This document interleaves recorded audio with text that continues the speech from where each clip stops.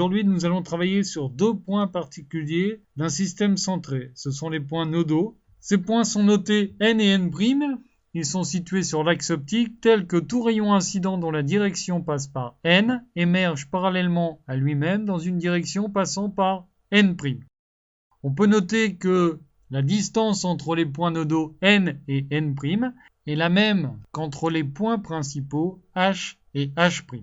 La connaissance de ces points nodaux peut être très utile en optique graphique. Comment déterminer graphiquement la position du point N?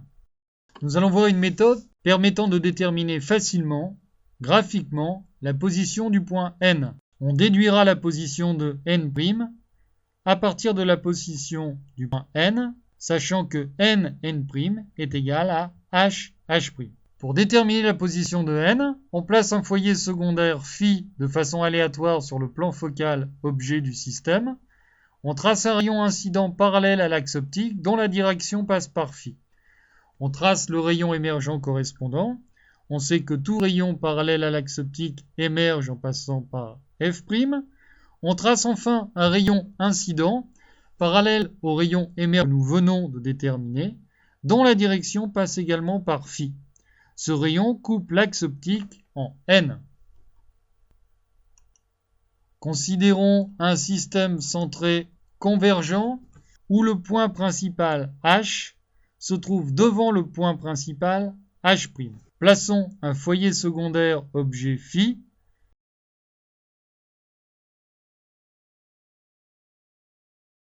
On trace un rayon incident parallèle à l'axe optique dont la direction passe par φ. Celui-ci émerge dans une direction passant par F'. On trace un rayon incident parallèle au rayon émergent que nous venons de trouver, passant par φ. Ce rayon coupe l'axe optique en N. N' est placé grâce au point N, car on sait qu'il y a le même écart entre N et N' qu'entre H et H'. Considérons maintenant un système divergent. On place un foyer secondaire φ sur le plan focal objet du système centré. On trace un rayon incident parallèle à l'axe optique dont la direction passe par φ. Celui-ci émerge dans une direction passant par F'.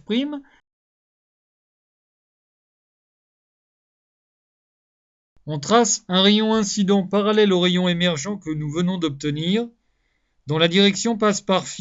Ce rayon coupe l'axe optique en N. Nous pouvons placer le point N', sachant que la distance entre N et N' est la même qu'entre les points H et H'. Considérons maintenant un nouveau système centré convergent où le plan principal H' se trouve devant le plan principal H. Plaçons un foyer secondaire objet sur le plan focal objet. On trace un rayon incident parallèle à l'axe optique dont la direction passe par φ. Celui-ci émerge dans une direction passant par F'. On trace un rayon incident parallèle au rayon émergent que nous venons d'obtenir, dont la direction passe par φ. Ce rayon coupe l'axe optique en N.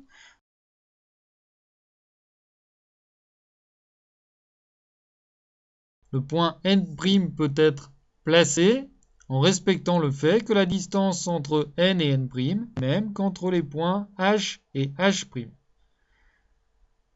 Considérons un système divergent. On place un foyer secondaire sur le plan focal objet. On trace un rayon incident parallèle à l'axe optique dont la direction passe par φ.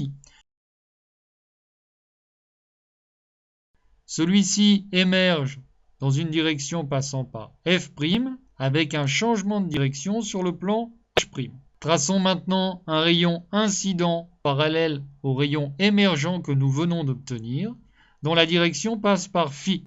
Celui-ci coupe l'axe optique en N.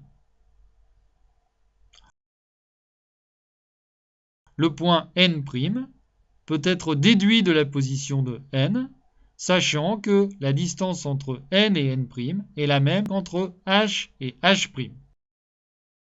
Considérons des lentilles minces, convergentes ou divergentes. Elles sont telles que leur centre L est confondu avec les points H, H', N et N'. Tout rayon passant par le centre de la lentille n'est pas dévié.